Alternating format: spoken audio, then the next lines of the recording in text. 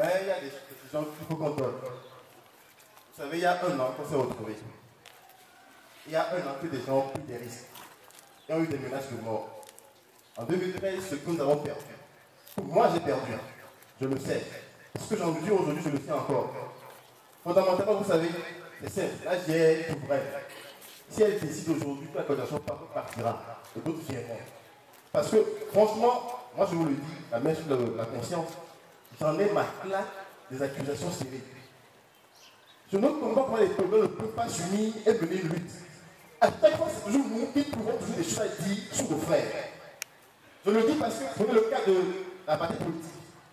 Chaque fois, on s'enferme dans des considérations et on n'évolue pas. Vous savez, pour aller à Rome, il faut forcément faire le premier pas. On ne va pas partir en un jour. D'accord, à la plateforme, oui.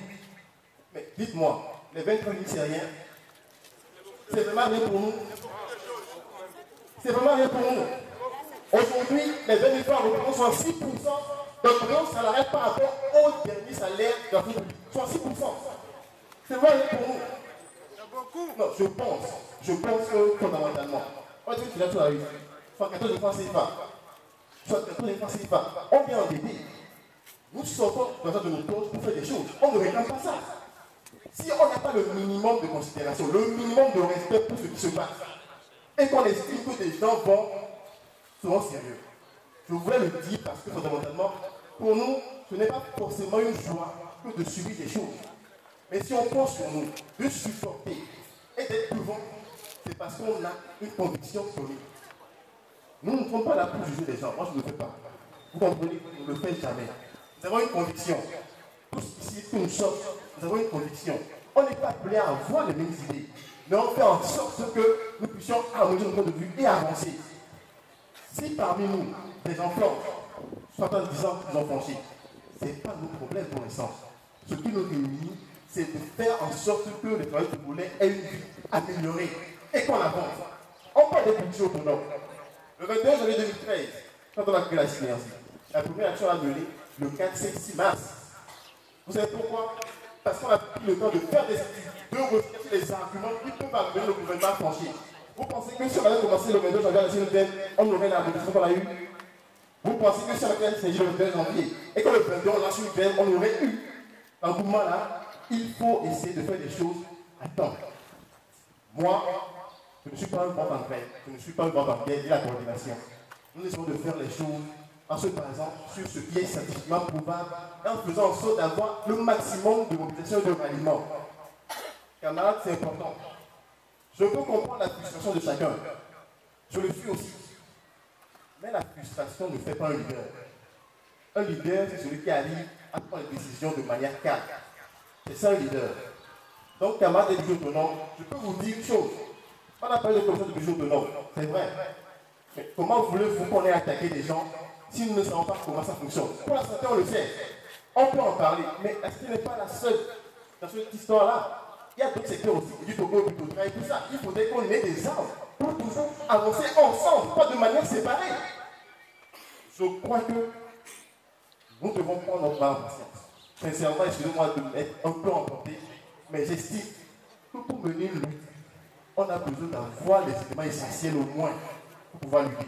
On ne va pas comme ça, les yeux fermés, on va se faire trucider. On va se faire trucider. Camarades, l'heure pour nous est une heure de mobilisation. Nous devons resserrer nos rangs. Regardez un peu aujourd'hui. Regardons un peu aujourd'hui. Nous devons resserrer nos rangs. On se connaît comme Togolais. Il ne faut pas qu'on se voit. Les grandes victoires sont celles qu'on prépare et qu'on arrive à avoir au moment opportun. La synergie n'est pas morte. La synergie est vivante. Nous ferons avec. Nous ferons avec ceux qui sont avec nous et nous serons jusqu'au bout. Maintenant, ce qui est important, on vient de le dire, par rapport à la vie chère et tout ça, on n'a pas donné d'ultimatum au gouvernement. Nous allons réfléchir sur les voies et moyens pour amener le gouvernement à prendre des décisions. Donnez-nous le temps de pouvoir faire des réflexions. On a commencé déjà des choses, sans vous avoir demandé votre avis. On a commencé des choses déjà. Donnez-nous le temps de pouvoir approfondir et d'avancer. Je pense qu'aujourd'hui, ce qu'il nous faut, tous ensemble, c'est de savoir qu'on a une activité. de savoir qu'il y a des choses à faire encore et encore.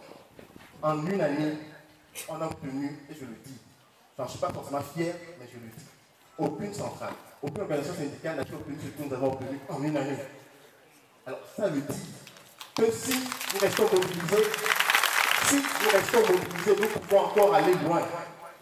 Ce qui est important, ce n'est pas tant ce qui nous divise, mais ce qui nous rassemble et nous rend forts. Et ce qui est important, capitalisons dessus.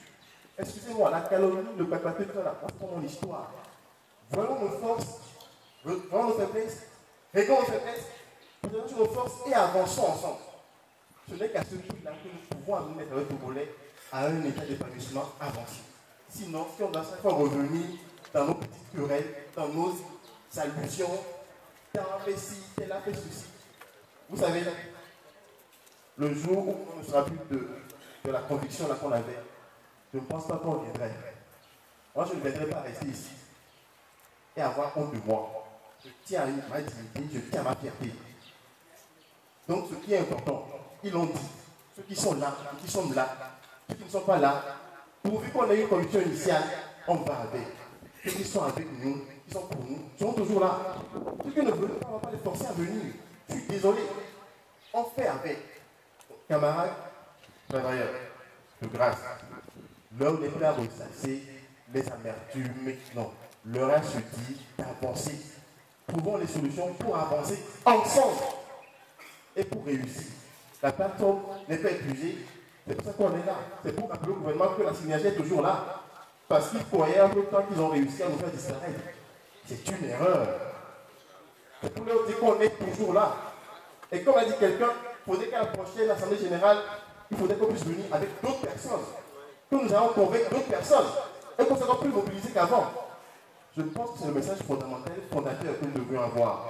Dans les jours à venir, on vous demandera, je vous le dis, une contribution conséquente pour que nous puissions redémarrer l'activité de la synergie et être prêts pour les nouvelles batailles qui s'annoncent.